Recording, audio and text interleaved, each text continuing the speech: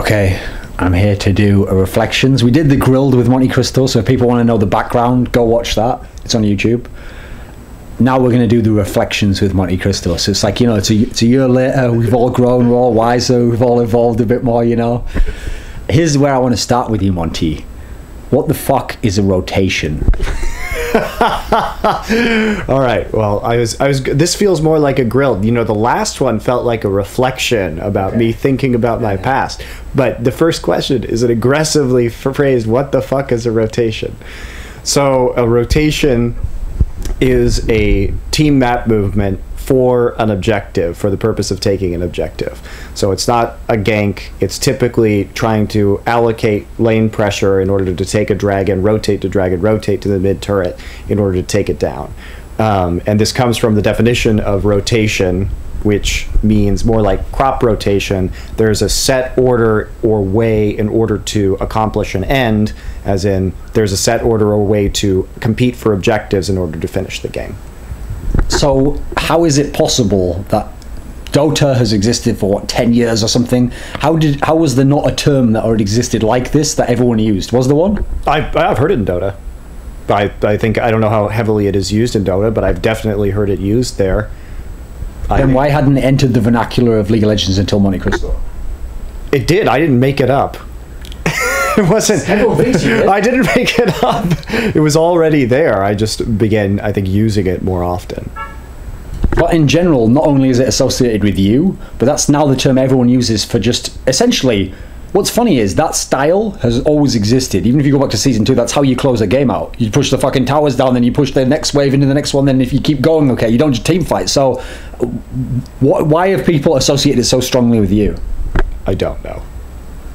It has always existed, right? I mean, I think that I started using it very heavily, and I've kind of dialed back on that word because I don't really want to be known for just being a broken record and saying it over and over and over again. So now I tend to couch it in other language these days. But it's a useful thing to talk about when we discuss strategy, because having superior rotations can mean getting objectives for free. And also, I think a phrase that is coming that people are now associating with me is win conditions.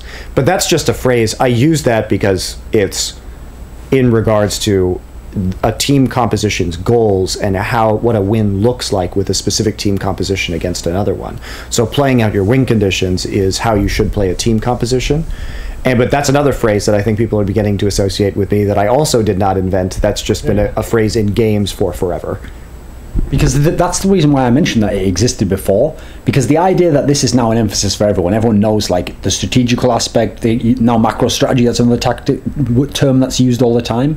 It's bizarre to me that this wasn't already like a big focus for Western teams, because everyone must know, okay, what's the point in having a lead if you can't then capitalize on the lead? Surely, I can understand, right, why they would say, okay, but in a scrim, no one's going to play that way and you can't practice it. Okay, that's where theory crafting comes in. You have to figure out a flow chart of, okay, in this scenario, the wave's pushing here, in this tower here, which do we go to? Which would be the most beneficial? With this type of a comp, where should we go? And what, you'd think this would all be mapped out. Like if this was like a card game or something, you'd have mapped out all these permutations. Why in League was this not really like an emphasis before, until like maybe this year even?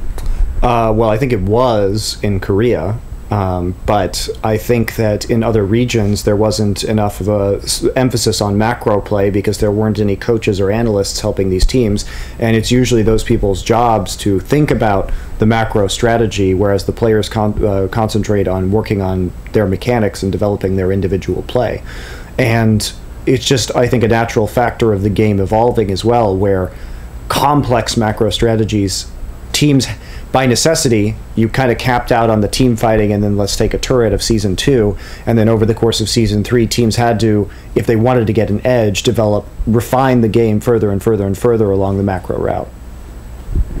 I've heard you say, in fact, I think it was on the episode we did with Froggen, when I asked him essentially, like, okay, was CLG EU like ahead of the curve on some strategical level or something, because they got to the final of OG and Summer, they almost won, and these were like Frost and these amazing teams, and Froggen just literally said like, no, they just didn't know how to team fight, and we did, so we just made the game about late game team fights and we won the game. Okay, does that mean that there was a point in time where you could maybe say that some of the Western teams were as skilled or more skilled than the Koreans? Was there a curve that the Koreans were behind on? Oh, sure. And I think that even though Frost won that final, it was the second season of OGN, and it was maybe less than 6 months after the Korean server was released. So the majority of Korean players had not played League of Legends before the Korean server was launched, and it was more readily available in the PC bongs here in Korea. And so I think that at the time, certainly the Western teams had a lot more experience in playing the game, and so many Western teams were, especially the best ones, were a little bit ahead of the curve in regards to the Koreans. Since you mentioned win conditions, that also makes me think of another topic I wanted to talk about in this interview, which was this video series that OGN does now, where they break down a team fight, which is an awesome series, because the way they do it is like step by step, and for someone like me who doesn't know that much, it's great to see, like, at the beginning of the fight they tell you what type of comp it is, and then this is the role this person's going to be playing, and so you have that in the back of your mind as the fight's going on, so you can kind of judge, okay, was he doing his job here? Even if he did a play that looked skilled, maybe he did the wrong job, maybe his job was to keep that guy off someone else, whereas instead he's attacking someone totally different. It really sets in mind, like, how teams in an ideal world would think about the game. Now, admittedly, on that fucking video, they're pausing it, and they're telling you the player themselves can't do that, where they have to react in the moment. When I watch that video, am I being biased in thinking, like, there's no way that a fight between Curse and, let's say, Curse and Dignitas, a similar team fight, that they're thinking the same thing and they're understanding the same way how the comp should work and what the objective is? Am I being biased against Westerns by thinking that they can't be thinking on that level?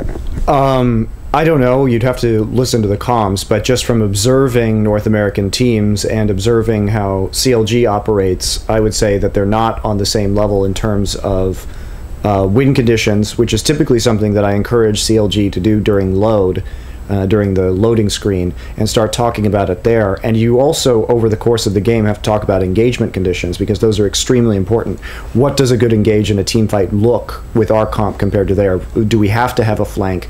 Do we have to land a thresh hook? Is that, and if we land if we have multiple options, if we land a thresh hook on this person, what is everybody else doing? If we land a thresh hook on the carry, then maybe the person who's flanking or the other engager is zoning out the front line while you actually focus down the carry that's been hooked or something like that. And from listening to or really reading translations of Korean comms at times, I think the Korean teams are much more thorough over the course of the game of planning out all of these different options based off of engagement conditions and talking about the win conditions of their team compositions, which allows them, because the only way that you can have that knowledge in a team fight is if you have already in your mind what that team fight is going to look like and what your job is, because you can't just react and know. You have to know, if this person gets cocooned, I am going to do this. And you usually have limited forms of engage, right? So you should be able to plan out most of those over a course of a game.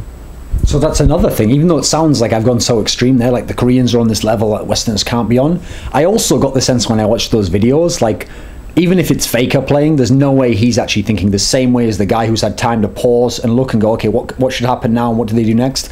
It looks to me like he must do it because they had the overall sense before the game of what the comp should look like, and then they've played so many games that they've drilled it that it's reactive in a sense that, like, they know, they already have it programmed into them what to do.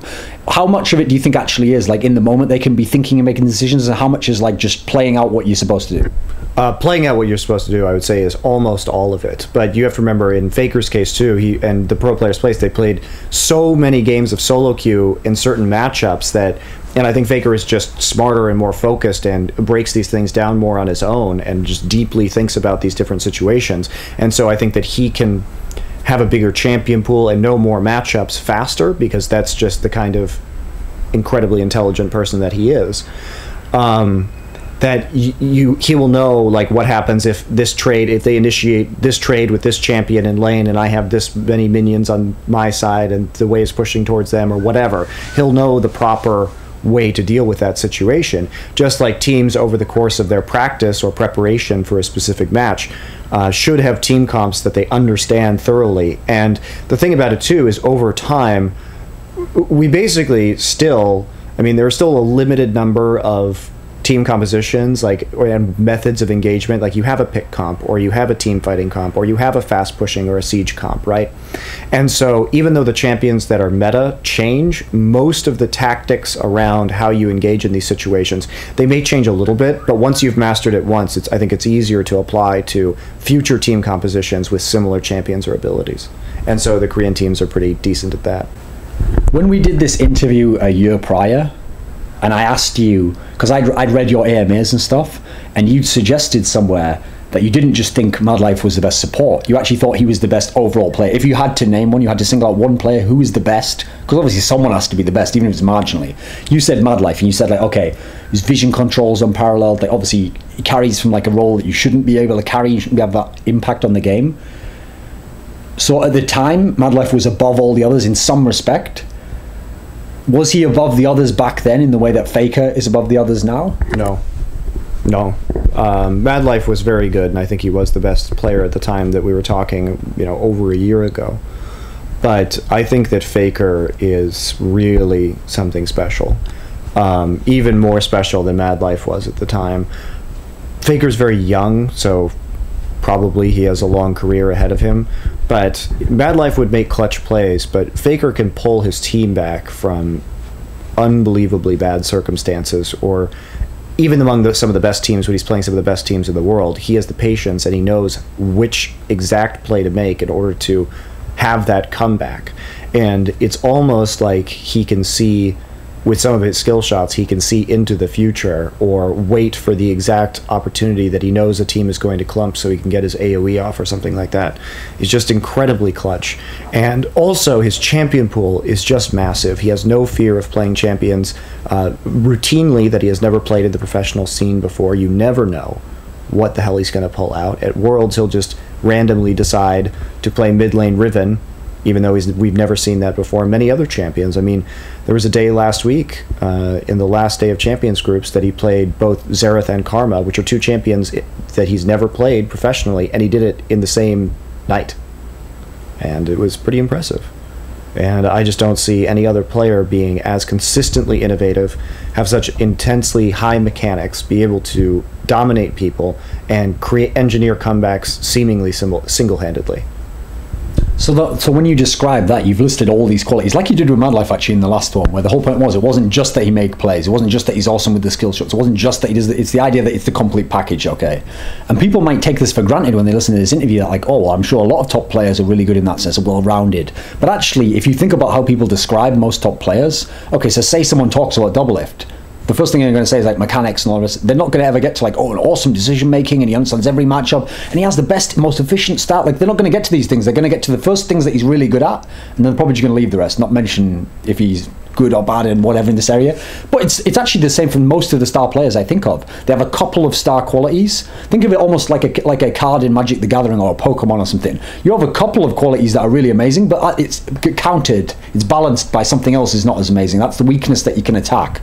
It sounds like you think Faker has like no weaknesses. If you're a coach, everyone must have a weakness, right, Monty? Is there something you can do to Faker, some way you can draw him into a scenario where he's just less successful? He's not he's bad, he's just he's not Faker entirely in that way. There are incredibly rare scenarios where Faker will like face check a brush at level 1 or do something stupid that gets him like first blooded, but other than that, it's actually very difficult to see what Faker's downsides are, because he will just essentially never lose lane, or at least not by enough to make a meaningful difference. Very few positional or skill shot errors. It's hard to imagine somebody being better at League of Legends than Faker is and can be.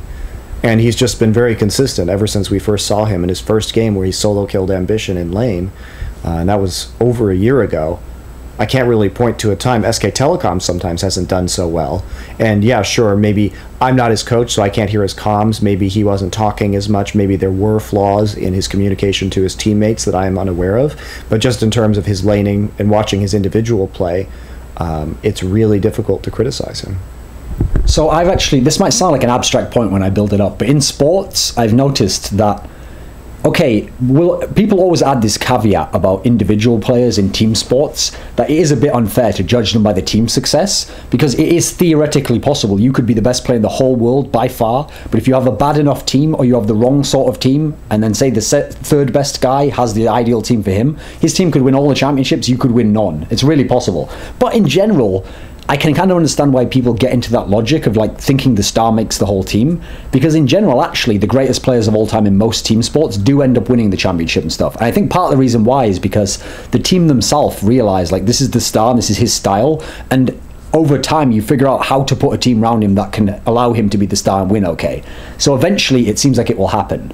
So when SK Telecom wins everything, it's easy to be like, oh, Coma's a genius, you know, he knew exactly what he wanted, he picked this player for this reason, and while we don't have any more information, we've just seen them winning, it's really easy to go, oh, you knew everything there. Then we've had this period where they haven't even come close to actually winning. They haven't even made a final again since, been in NLB. This season, we don't even know if they'll make the semis. So now we're in a world where Faker could still be the best player in the world, but his team isn't the best anymore. Is there something that Faker needs from his team that he doesn't have now, if you had to hypothetically think it through or theory craft it? I think that one of the things that happened is that Faker can't carry as hard anymore just due to the meta and the mid lane champions. It's not Super Assassin patch where Faker can just kill people and get mega fed and then wander around the map and destroy the entire team anymore. So I think that's been, I think, maybe a little bit harder on the team as a whole because he can't carry quite so hard, and he's been preferring to play utility mid laners, and you know his most played mid laner this season is Lulu,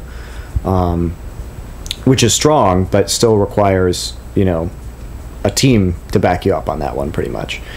And I also think that Bengi had some troubles early on in adapting to the new style of jungle. I think that Mondu's leave and then return was very damaging to the morale and the shot calling and the team communication, that they just hadn't looked as sharp.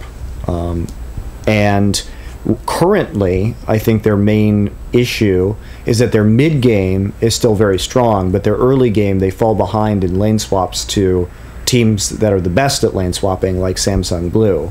And they never really totally figured out how to play the map in that situation in the lane swap meta.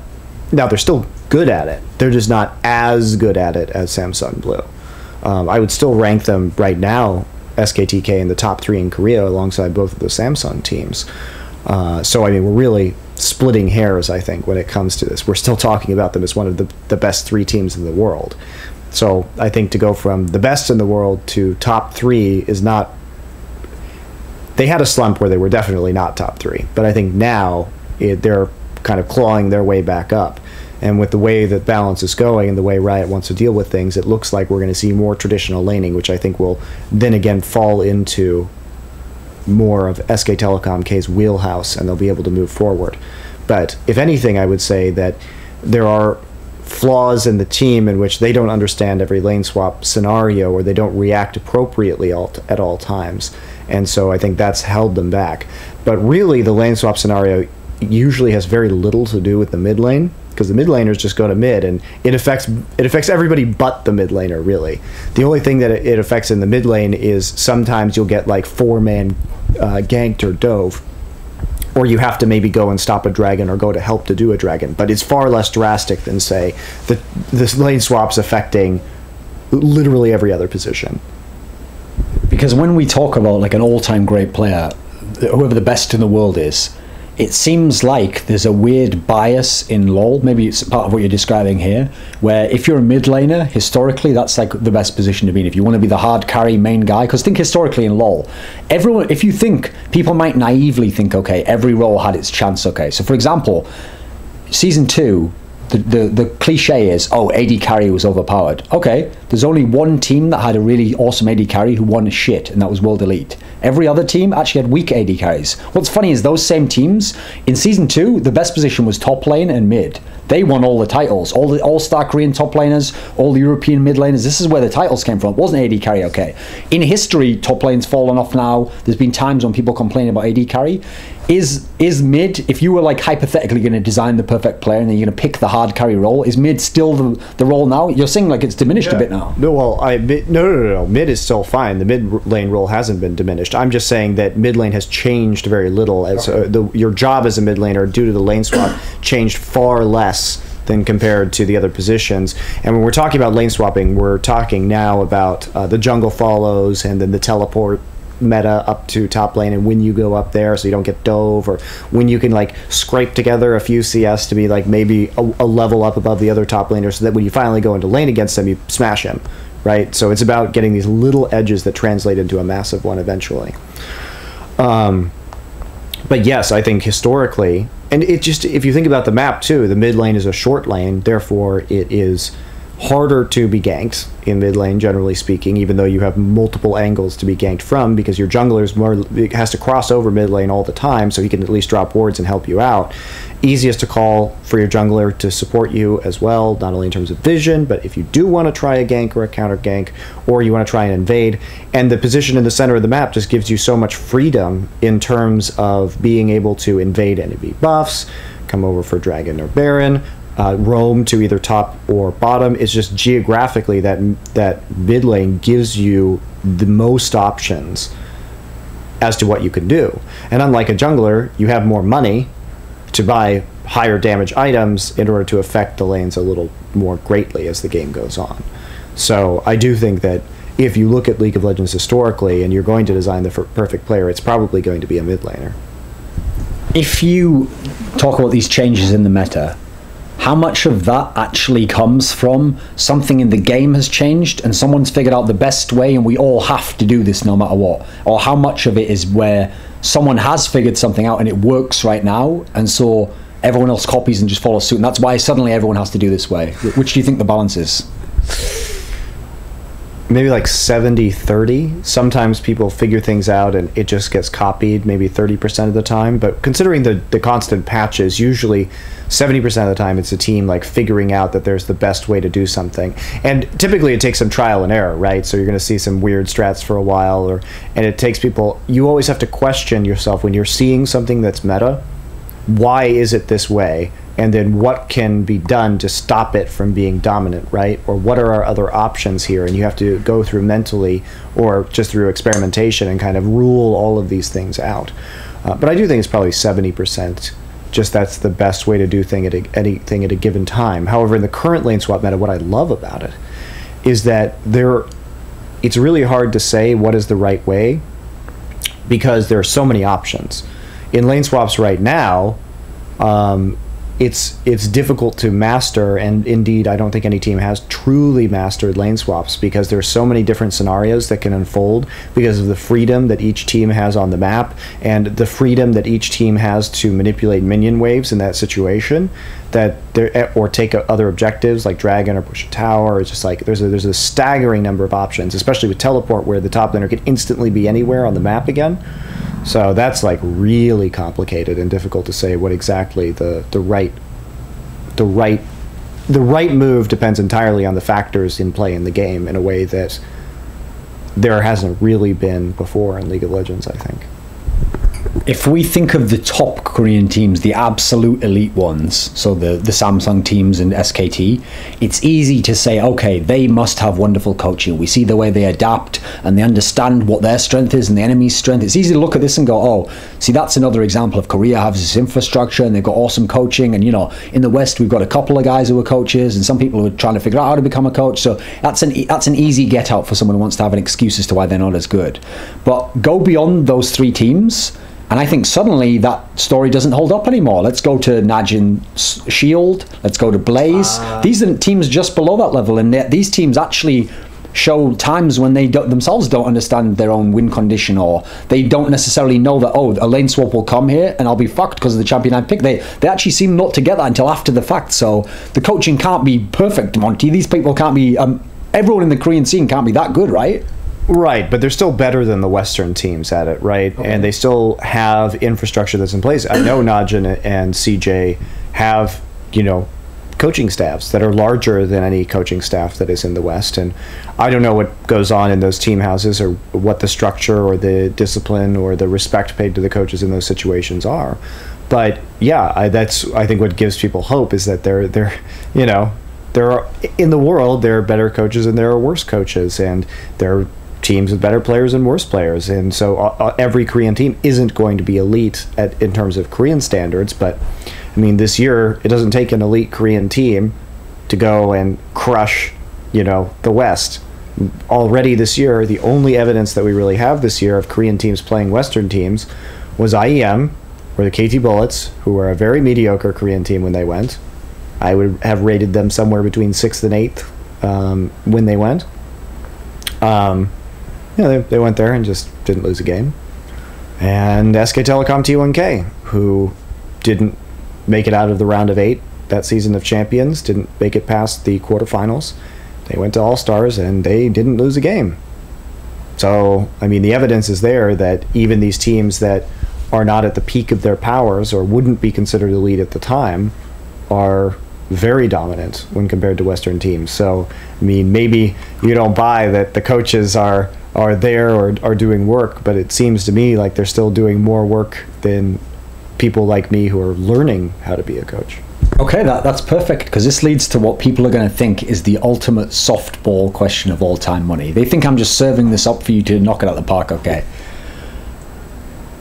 Based on my understanding of the context, if I had to bet, and you might be humble and say this isn't true, I would bet that MonteCristo, as a coach, has a better understanding of the strategical aspect of the game than the coach of either Najin, Sword, Shield, CJ Blaze, Frost. I would bet that he has better. Now, I wouldn't say you have better than the Samsung guys, because somehow they're getting new teams to the finals. There's something clearly there and very clever about how they design it. But I think it's possible that Monte could have better game knowledge or better understanding of it than those people. Is this a softball that you can agree with? You disagree? What do you think?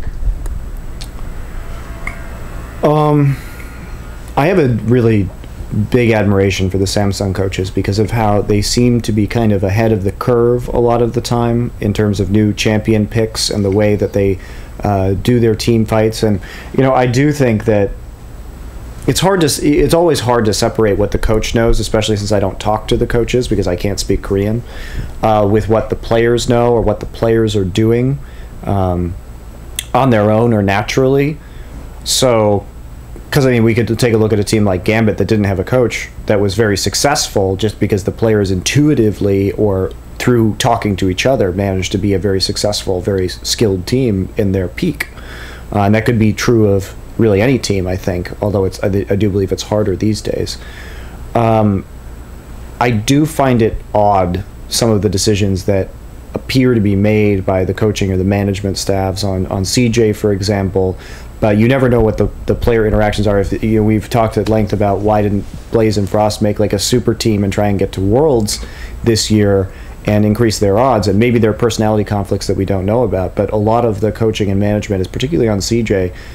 Seems that they are unwilling to get rid of people who are past their prime or kind of recruit up-and-coming players. And it's good to have loyalty, but I think that sometimes CJ is loyal to a fault. And I think that it's also the coach's job, even if you have a good team like Blaze, that routinely, up until this season of Champions, routinely made top 8, top 4, and so resisted changes to their playstyle, even as it became increasingly transparent what their strategy was. You got to be able, part of your job is, come hell or high water, you have to be able to knock the team out of that space and basically force them to adapt so that they don't get read. And in their last match, I mean, I pretty accurately predicted during picks and bans when they played the Jin Air Stealths what the Jin Air Stealths were going to do, because the Jin Air Stealths had done it before, and Blaze had already lost to playing Kale into Mundo, and the Jin Air Stealths were one of the first teams to take Mundo as a Kale counterpick against double AP and ride that to a win. And that's exactly what the Stealths did. And it is a little baffling to me that you would go into that game without a when you had just lost to the KT Arrows in the same way and still just like replay that failure. And so that about the CJ organization, difficult to tell whether it's the players being stubborn, but part of coaching is removing players who are problematic, even if they're good, because you've peaked and you can't get any better because of the stubbornness of that play style. The Najin teams are interesting. I think that Najin has the exact opposite problem of CJ, where they're too eager to get rid of players. You look at Sword and their repeated failures to make the top 8 in Champions, but yet they would go on to win NLB, and they kept making roster changes. It's like, well, you just made this roster change, that maybe you should coach this team for a while, see what synergies develop, because it seems to me that their synergy was just not there yet in the group stages. They would go down to NLB, they'd play a little more, and then they would go through and win the finals and effectively take 5th place in Champions. And it's like, wow, now you got a team that is on the upswing, maybe has some synergy. Why are you cutting them or making drastic roster changes at this point when things are improving? So that's a little weird. And then sometimes the Najin teams do seem a little bit strategically one-dimensional. And sometimes I don't think that these teams are dynamic enough in their picks or really encouraging their players to play new champions or to develop new team compositions. So whether I'm a better coach is for other people to judge, not me. These are just some of the issues that I see with these teams that I would be trying to solve from the inside if I was in that position. And I think that some of my strengths as a coach and what CLG does well is we play the shell game with our strategy, where week to week we will take new picks and we will talk about what works well and what works for us, and that I think that we show greater champion strategic diversity than any other NALCS team, because we're very focused on bringing out new champions and bringing out new strategies so that we can't be read. People will think when they see the turnaround of CLG and becoming better last split and tied for top at the moment as we do this interview now, okay, that must be an ideal team for MonteCristo, because he's clearly had an effect on the team and he's been able to shape the team and how they're doing things. And I would say on one level it's the perfect team for you, because when I look at the people in that team, a lot of inexperienced players, players who've never won anything before, players who've had a history of making mistakes and having breakdowns. So actually, if you want to accomplish a lot, it's a really good team, because it's so disorganized that in a sense, you're coming in with a fresh slate and there's a lot you can accomplish. But in terms of if it's the ideal team for MonteCristo, like if you wanted to have the best team in the whole world, I'd maybe put a different type of team together for you. What do you think on that topic of like coming into CLG and what the type of a team you're shaping? And if there was a hypothetical, if we could, without naming the names of players, if there was a style of a team that if we really wanted to just like, this is the team that you'd make the best in the whole world, what would the perfect style for your coaching be? That's an interesting question. I do think that it was, with CLG, it was definitely, there was only room for improvement. And so that was attractive, obviously, to me as a coach, because I saw that there was a lot that I felt I could improve upon and that I could make very good gains doing that. And more than that, it wasn't just, you know, me picking a team that I felt would be easier to improve than maybe some others. It was also the fact that I really deeply agree with the goals of Counter Logic Gaming as an organization, and I admire George Hotshot GG's ideals about esports and his desire to give back to the community, and the professionalism that I think that that organization strives for. In terms of CLG was the first to go to Korea because they wanted to improve, and yeah, I mean, they fucked it up, right? It got really fucked up, but the idea was right. They were the first to really bring in a lot of full-time managers to help deal with the players in the team and provide some structure. They were one of the first NA teams to have, you know, a coach that they wanted to work with, and they have constantly been seeking the next step. CLG has always been a team that has wanted and spent money actively to keep improving and try and look at what is next? What do we have to do? We admire these Korean teams. We admire these other professional esports organizations. How are we going to get there? And what kind of team do we want to be? We want to be a team that creates a polished product, that interacts with fans, but doesn't just release like off-the-cuff vlogs, that has a sense of vetting the content that comes out, so that it just looks as professional as we can make it, but also pleases the fans of the community. So I really like that about CLG, and I like the way that the management operates, and I respect everybody in that organization. So that was another factor in my joining. Now, as for a team that I think would be very interesting, the kind of team that I think would be the best to coach, I think that the one that most fits my style, or what I like to see at the current time, is probably Samsung Blue. And I know, without saying any, you told me not to say any specifics, but I can describe it in a way, because Dade is a big time playmaker in the mid lane. I think if in an ideal situation, I would like a player to have a different champion pool, and without talking about different players' attitudes or what I could expect from that situation. But Dade is a playmaker, and he's an extremely solid mid laner. I think you need a highly skilled mid laner in order to deal with a variety of situations. I think that Acorn as a top laner is intelligent and able to control pressure very well and not get greedy, which I think is a fault of many top laners, is they want to be the ones who have the pistols at dawn, big duel, and then make the big play or whatever, right? And I don't really like that attitude from a lot of top laners, and I think that Samsung's Blue's success has been their ability to not go for the Hail Mary pass, but to go for the short slant route 3 times in a row to get the same yardage, but it's more reliable and less risky. And so I think that he's a very interesting player in that regard. Spirit is, if you want a jungler, you have to have somebody with a good brain who knows where to be at the right time. And what's incredible about Spirit is he knows the limits so well of his champions, and he seems to know in advance of where he needs to be in a team fight and exactly which ability he's going to be there to counter with his own abilities and to keep his carries alive. And as for Heart, high roaming support, good vision, older, so more mature, good shot caller. And Deft is an AD carry who is nearly flawlessly positioned in team fights, does not take massive risks in the laning phase. Because for me as a coach, the best team to coach is one that is consistently going even in lane and then outsmarts their opponent later on, so that you don't create any disadvantages in the laning phase, but then use superior rotations and superior understanding of win conditions in order to take a team out. Because that's, in essence, that's the best way you can play League of Legends.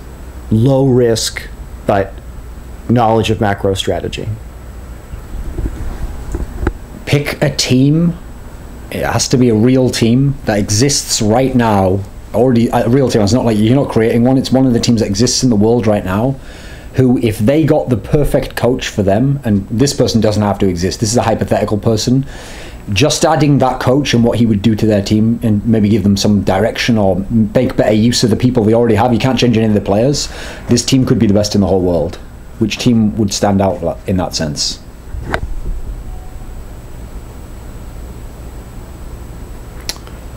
I mean, I think that you probably have to go with a Chinese team, maybe OMG, because they have raw mechanical skill already, but just poor understanding of strategy. So with the right coach who could improve their comms and who could expose them to different situations, I think you pretty much have to take a Chinese team in this situation, because you have to take a team that's already, their raw talent, their skill ceiling is very high, and their raw mechanics are very good, and their team fighting is very good.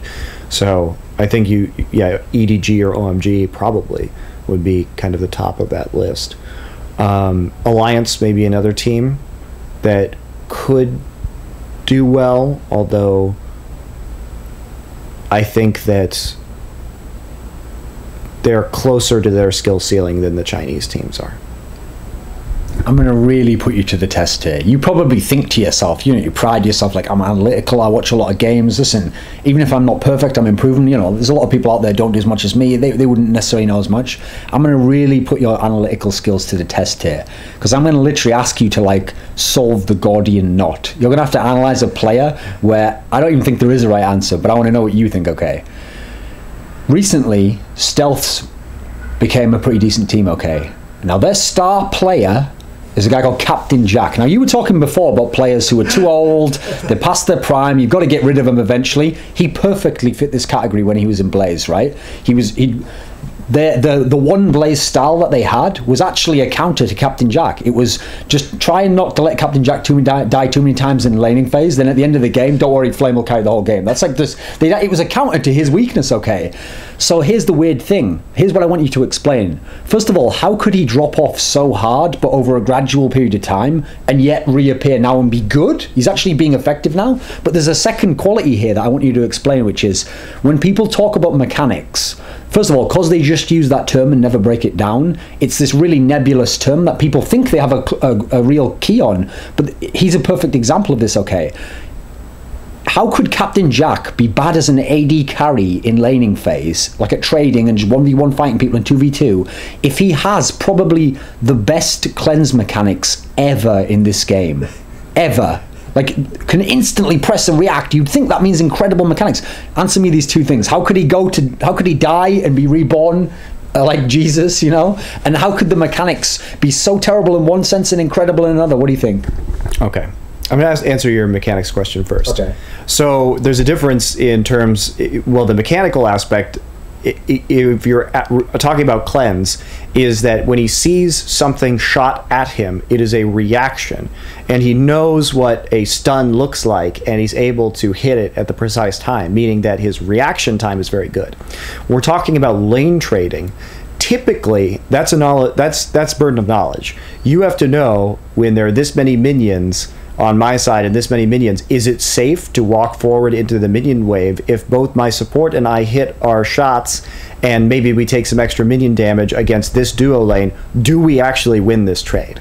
And I think that's where Captain Jack kind of fell on his face, because he did not know that. Now, Captain Jack always, in the late game, or I would say always, but typically in the late game, would have fantastic positioning. He was a good team fighting AD carry. He was very good. But in those situations, his play had to be necessarily more reactive, where the front line's coming at me, I'm the one who's going to be shooting the front line because they're the thing that's closest to me and they're the highest level of threat to me right now, and I'm the one who's going to hit cleanse when the stun flies at my face, and I know what a stun looks like, or which skill shots are stuns or slows, and I just react and hit that, right? That's very different than actively trading in the laning phase. And I think that's the difference with Captain Jack, was that he's now, and then as for his death and resurrection, Lustboy was a more aggressive support player, and Captain Jack frequently, Lustboy would go for a trade, Captain Jack would just stand there in CS, and then Lustboy would get chunked out, and then Captain Jack would get all-in and killed because his support was not at full HP or whatever, right? Or they made a bad trade, or they made a bad decision. So I think there was a stylistic difference between Lustboy and Captain Jack. And now, Captain Jack appears to have a much better knowledge of when to trade in lane and how to get laning advantages. And so I think it's just something that he's worked on and developed as a player. Perhaps there were communication issues or trust issues between him and Lustboy, I don't know. But since he's been able to get new supports, it has improved. Even rookie supports, he's looked better with XD. In the first season that the Generis Stealths picked him up and they were playing in Masters together, they seemed to complement each other quite well. And now that Che and Captain Jack are together, it looks even better. Che, not a rookie, coming from Zenix Storm. And interestingly too, Che, when he played with OQ, who's now the AD carry player for Najin Sword, when I used to watch them on Zenix Storm, they were super aggressive about their zoning and their lane control. And I think maybe Che perhaps taught Captain Jack a lot about that more zone style of support and duo play. Because oftentimes, Ink, who's now Che, and OQ would play like in front of the enemy minion wave with long-range champions, like super aggressive zoning. I don't see that so much anymore, but that may have another factor in it as well. So Captain Jack, I think, retains his ability to carry games, and he did carry on Blaze a lot of the time. He came back. He basically could single-handedly, he could just go like Super Saiyan and win a game. I mean, he won that famous inhibitors, like 3 inhibitors down game with, you know, a blood boil Caitlyn, and he played out of his mind to win that game. So that's changed as well. And the other thing about Captain Jack that he's learned to do is he's learned to play a champion like Twitch, which is all about creating picks. And he plays forward and plays much more aggressively in 1v1 duels than I've ever seen him play before. So I think maybe he just, and perhaps leaving Blaze was a wake-up call for him, where some players in that situation get depressed and they say, well, you know, I've lost this good team that I was on. But some players, that's the kick in the ass that they actually need to fix their problems. Maybe he's that kind of player, because it certainly looks like he is. When a team is on top, sometimes, this might sound abstract as well, sometimes a factor of why they always win is getting the right opponent, get the right draw in the bracket. Because you can have these weird scenarios where the best team in the world, let's say they always meet the second best team, and they always beat the second best team, and so you go, well, they're the best, obviously. But what you might not have known is the second best team had just beaten the fourth best team, and we don't know it, but actually, bizarrely, the fourth best team has a really good matchup against number 1. We just never got to see it, okay? And so actually, even if it would be a one-off, number 4 would have beaten number 1, and actually it would have looked like a totally different tournament, just because of how the bracket played out.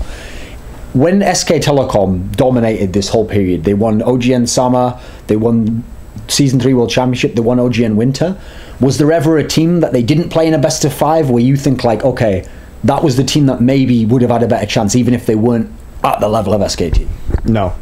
And the reason why I say that is because in Winter, basically the top 4 teams in Korea all got seeded into the same side of the bracket, which was just incredibly unlikely in terms of random chance.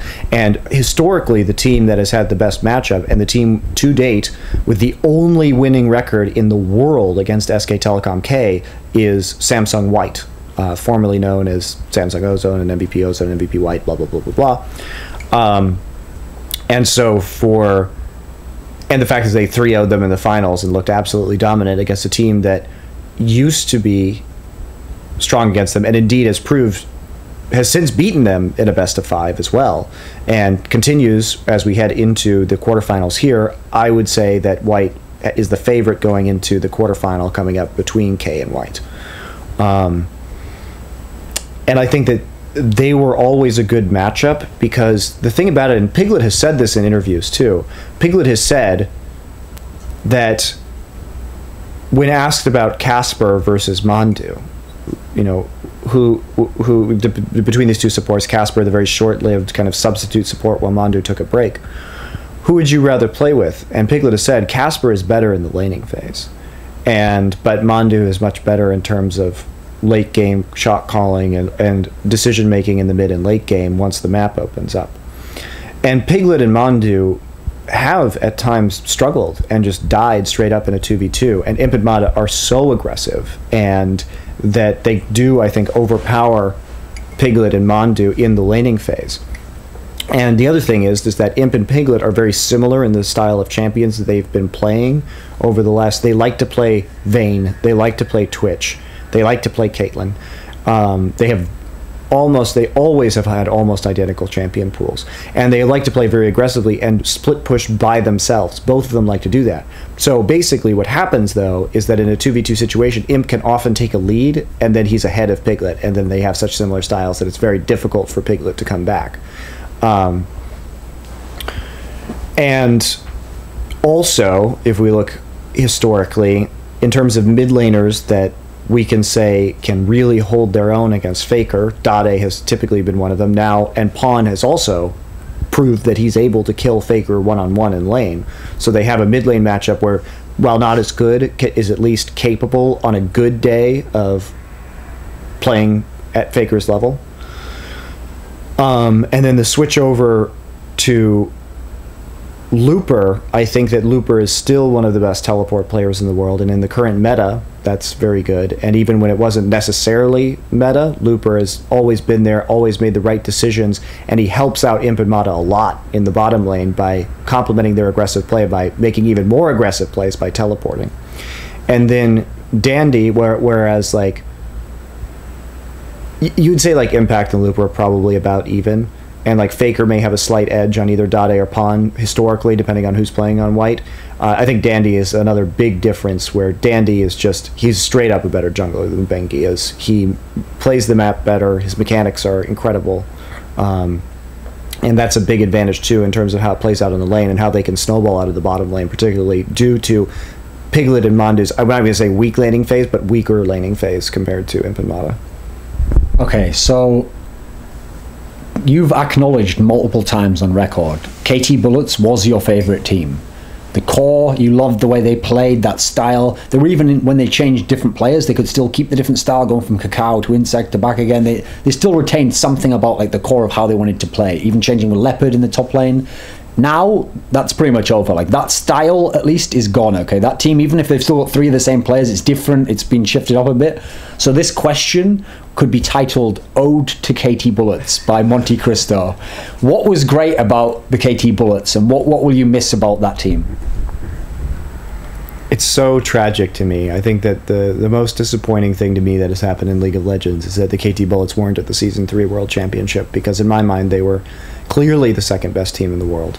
And there's an alternate universe where the KT Bullets went to Worlds by, you know, actually winning that final against SK Telecom, because if they had won that final against SK Telecom, then the way I think it would have shaken out was it would have been Ozone, and then Bullets would have gotten the second seed, yeah, so. And then SK Telecom would almost certainly have beaten Najin Blacksword in the 3rd place match, and we actually could have had, at the time, going in what we would have considered the top 3 teams in Korea, whereas really what we got was like 1, 2, and then SK Telecom being 1, Ozone being 2, well, Bullets being 2, but Ozone being 3, and Ozone also horribly underperforming and not being prepared for the tournament at all, and Najin Blacksword, who looked better than expected, but who are probably sitting somewhere in like the 6 range, 6, 7 range at the time.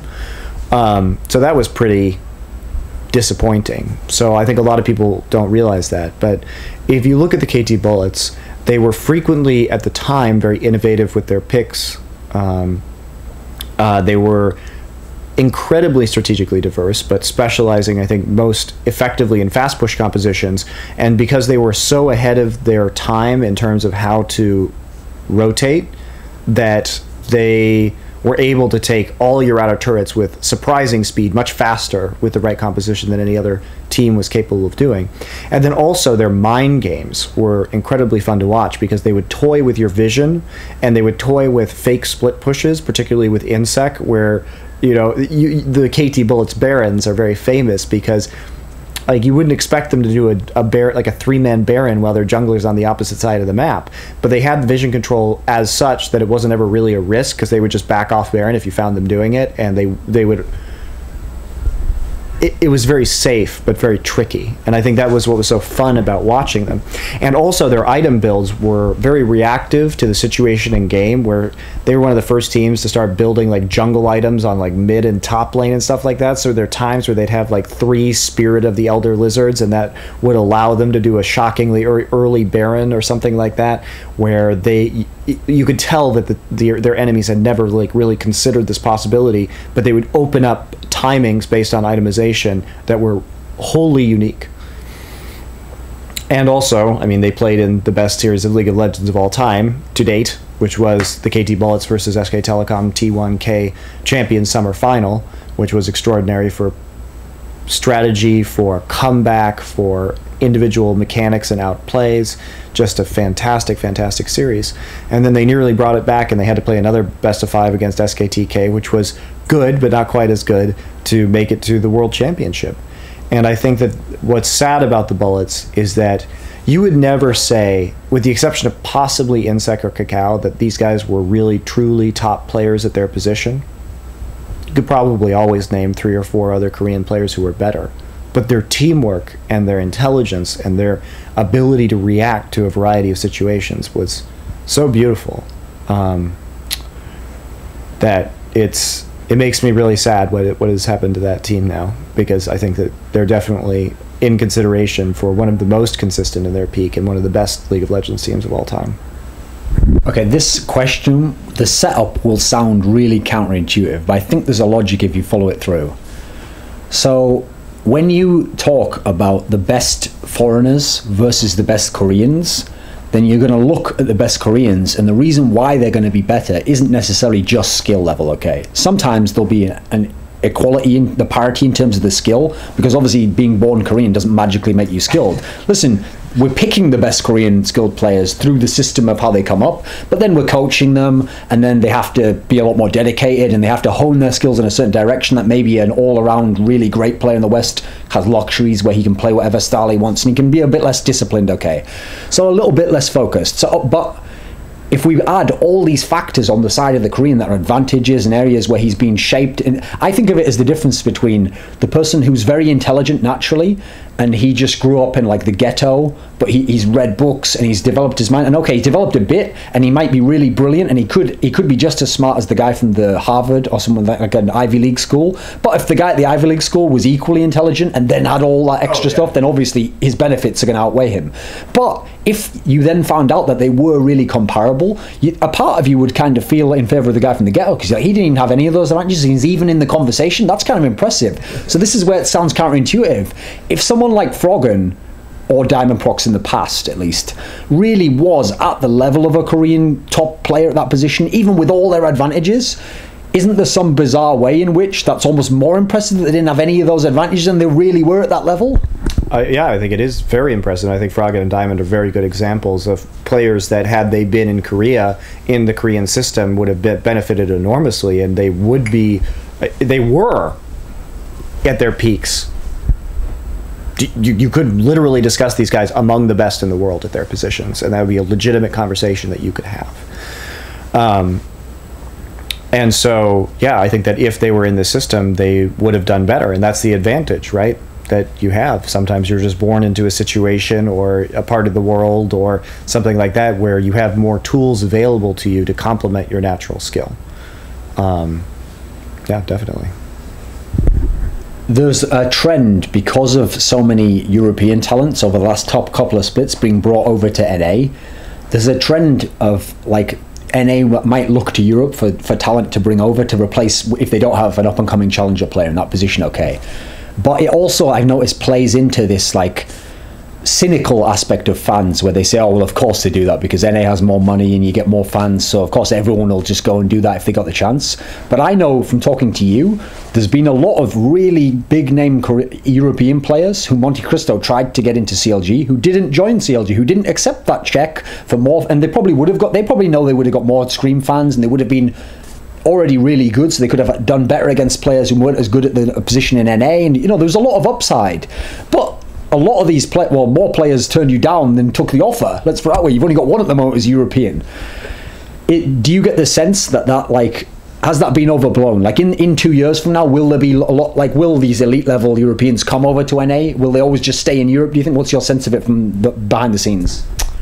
Well, I think that a lot of teams, such as Alliance, who's, you know, part of sort of like a sister team to EG, but controlled by the same powers that be. Anyway, a very successful team. Of course, their Dota 2 team won the International this year before kind of flopping this year. But there are teams that will attract these players in Europe. I don't think there are as many like teams with big sponsors and that kind of stability. I think that Fnatic and SK, to a degree, and like Alliance are kind of tops in that regard. But at the same time, like, I suppose EG could always go back to making a European team or something like that. Who knows?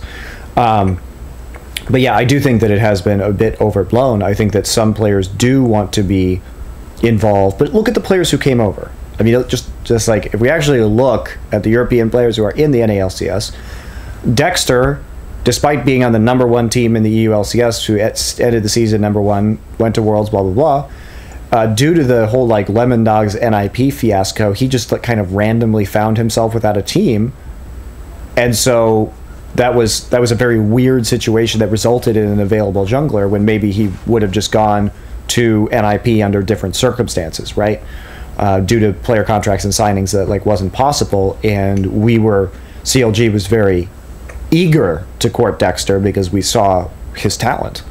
And you have to look at the other teams that maybe wanted to keep their jungler or whatever, right? So, and then Amazing coming over, for example, this is a guy who was on the Copenhagen Wolves. It's like if you're on the Copenhagen Wolves and you want to be on, you have an opportunity to be on TSM, you should probably take that opportunity because it's such a jump in terms of exposure.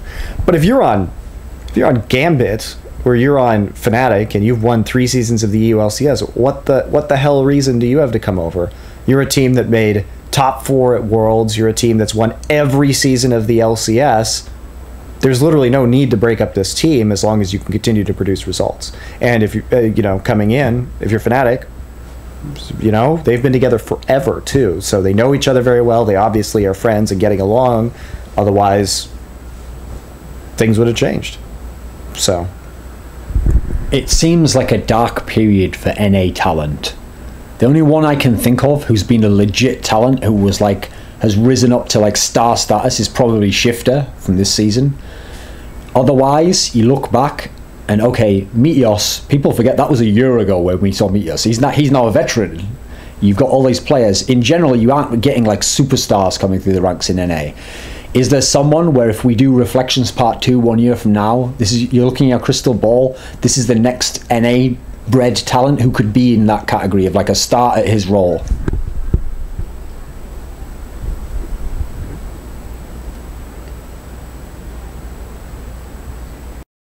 Maybe Altec. I think I don't know what's going on in the challenger scene in NA, so I don't watch it at all, and I don't really have an interest in it. When we're looking for new players on CLG, usually I consult my players because they're the ones who are actually playing games in solo queue against these guys. And I did look at challenger stuff when we were looking for a new top laner in both NA and EU and just kind of identify some people and try them out, blah blah blah. But it takes that circumstance for me to actually kind of start diving into challenger or doing something like that. So I would say maybe Altec would be the one that, out of the current LCS teams, that you look at him and you say, this guy might be pretty good, just because he is very young and he has already racked up some pretty impressive stats. His mechanics look solid as an up and coming AD carry. You, as an AD carry player, you are not as reliant on contributing to your team's voice comms and decision making because you need to be focused on your mechanics most of the time. And that if he was, and he is paired with a veteran support right now, which I do think helps in Crepo in terms of giving him lane knowledge and how to play at the professional level.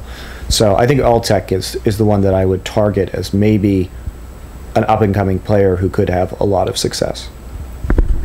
If we think of, if I collate in my mind all the opinions I've heard from you over the years, you have a bias which you totally admit yourself, and it's something I actually share from other games I've followed, where just aesthetically, I actually prefer to watch teams where I know there's a cerebral approach. I know there's something going on there where there's decision making and there's weighing up of decisions, and even if you take a risk, it's calculated in some sense. Whereas I will be a little bit biased, even though I try to temper it by knowing that as a bias, against people where they're just wildly skilled and they're just doing weird shit and it just works, and yeah, they win the game, but it's I kind of feel I'm not in my world that I would create. If I could change the rules, you wouldn't win in that scenario. The other guy would win. Okay. Yeah. Is this something you've identified in yourself? Oh, absolutely. Yeah. I mean, that's why I was a fan of the KT Bullets over SK Telecom when they were both at their peaks, because SK Telecom, not to say they were bad strategically, but they were strategically inferior to the KT Bullets, and they played a much more reactive, and they wanted to play the style where Faker outplays Ryu in those ZVZ 1v1, right? They wanted to play where Bengi just is a ward bot for Faker so he can all in the enemy mid laner, whereas the KT Bullets were busy mind gaming you and taking a Baron on the other side of the map. I have a clear bias to that kind of play because that's what I enjoy as well. So yes, certainly. Because now that I've set that up, so it makes perfect sense why Monte would love KTB, why he'd love Cloud9. These are teams built for his style. Samsung Blue. Exactly. These are they have the approach that you would love. So usually I've noticed that's how you tend to decide between them, and there'll be other teams where they're the extreme other side, where I notice like they have to do a lot before you'll really acknowledge them. But there's an outlier in history, which is that Monte loves Moscow 5 / Gambit, and yet Gambit is the antithesis of everything Monte loves in the cerebral aspect and knowing what you're doing and not doing weird things. Like, it's everything you despise, right? I wouldn't say despise. I just find them very interesting as a team. And we've talked about this, but like the animal instinct of Moscow 5 was deeply fascinating. They're just, I think they're so far on the other side of the spectrum that I have no choice but to respect them. What fascinates you about that?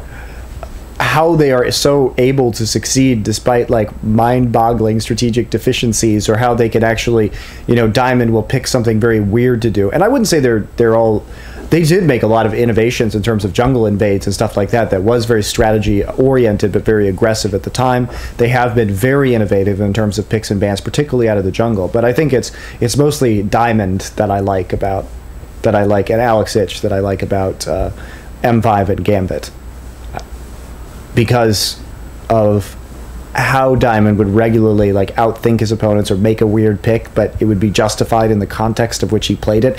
Not even necessarily in the context of his team composition, but just in the context of his own individual play style.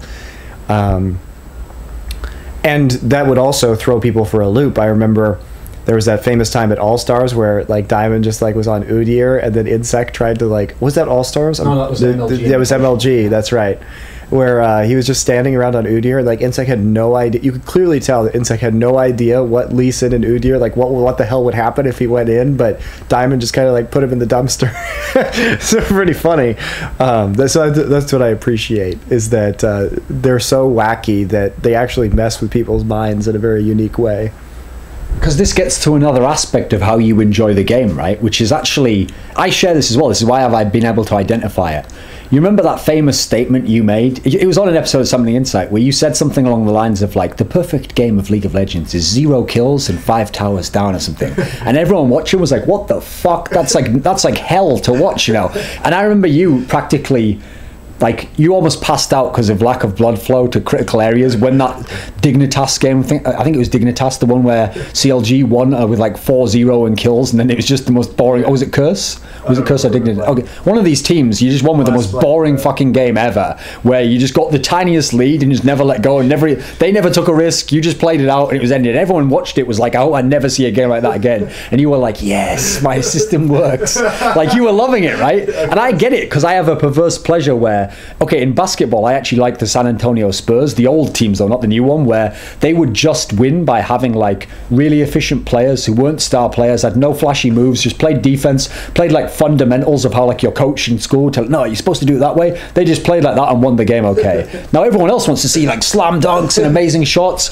but there was almost like a perverse pleasure I took in like, yes, that's how you should win. Take that skilled like individual against the collective.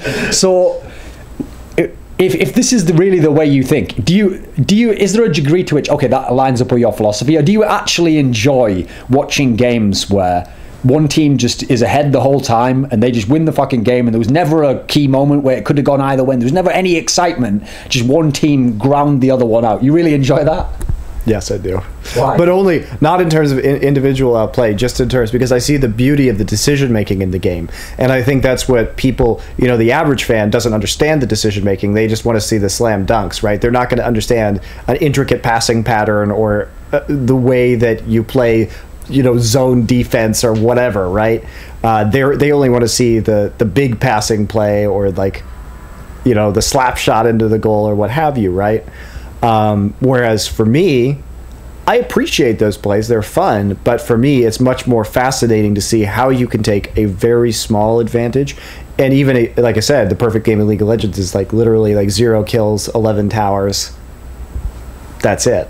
Because if you are able to move on the map so efficiently that you can take towers for free and you can take every objective without it being contested, or just do a small amount of poke damage where the enemy team can't engage you around that objective anymore, or play with teleport in a way that you can get advantages and continuously take objectives without giving up anything in return, that shows a level of knowledge of strategy that is unrivaled in League of Legends. It's very difficult to do that. It's very difficult to have that perfect game. And so that's just the pinnacle of the professional scene to me, is a team that can do that. Okay, so last time I did my hypothetical, I gave you an impossible task. I made you pick the all-star team of Westerners who would beat the Koreans. And being a hater, you even put your team together and but they'd still get crushed. They'd get destroyed by my great team of MadLife and, all those guys. In fact, I think it was that you had to make them play versus that Korean all-star team, which at the time looked like, Jesus Christ, that's like the all-star team for real, like every player's a god at his position. If instead, this time, I'll give you a bit more leeway. Now I'll give you all the depth that China has as well. So you're going to make me in a superstar team. Obviously, we imagine they can all speak English, or there's some universal communicator like in Star Trek. And they're just going to play the super duper Koreans, but you have every other country in the whole world to make your all-star team from this time. Which team would you put together?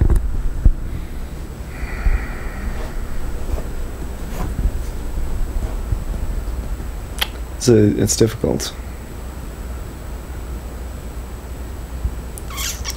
See, it's because on one hand, you know that for skill, you should pick some Chinese players, but then your inherent bias against Chinese players is like fighting against, you don't want to pick it all Chinese, so the dilemma's there, Monty. Well, if they were able to be coached in a way where they could win, if I had time, it would be interesting to take some Chinese players.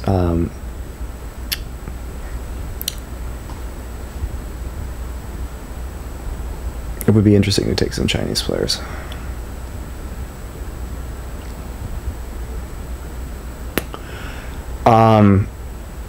I think jungler is actually the hardest position here, because I just don't think that I think that literally all the best, now that Diamond has fallen off, I think that literally like all the best junglers in the world are in Korea. So it's really difficult to pick somebody who I think can compete at a jungle level that's comparable.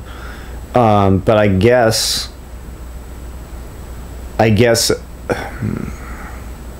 the jungle is really hard. Okay, I'm going to come back to the jungle. For top lane, I would take probably Soaz or Zoro Zero. I think that in the context of if I was putting this team together for an extended period of time, that I would prefer to have Zoro Zero because he's younger and that he doesn't have extensive experience in a team environment like Soaz does. I think Soaz is very set in his ways. I think Soaz is a fantastic player, but I think he's stubborn and set in his ways, and it would be difficult to be his coach, whereas Zoro has a lot of raw talent, a lot of time ahead of him playing this game, and it would be easier to work with in the long run. And also, he doesn't have expectations of what it is to be on a very structured professional team or anything like that, and won't give, probably, I would assume, would not give as much kickback. So probably Zoro, player with incredible raw talent. In the mid lane, I think you're probably looking at Froggen or Cool from China. I think it's really difficult to select that one, and Cool's still kind of getting back into form, but insane raw talent there. We'll go with Cool, because I picked Froggen last time, I think, so we'll go with Cool this time. AD carry, I think you have to take Name. CLG double lift. I think the Name is just so talented that I think it's difficult to deny Name. If he was in the right, if he was being told to do what to do by the right person, then it would be really good.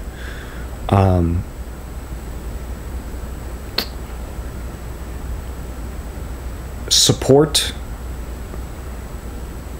I mean, I don't think I can take a support from China just because I don't believe in the support from China's shot calling. You have to, I think if you're picking a support, it has to be Afro or Yellow Star, because these guys, we know, you and I know from having talked to, well, I know because I'm on CLG, and we know because we talked to Soaz and other members of Fnatic, that these guys are both incredibly important shot callers in their teams, and so they bring that element in as well.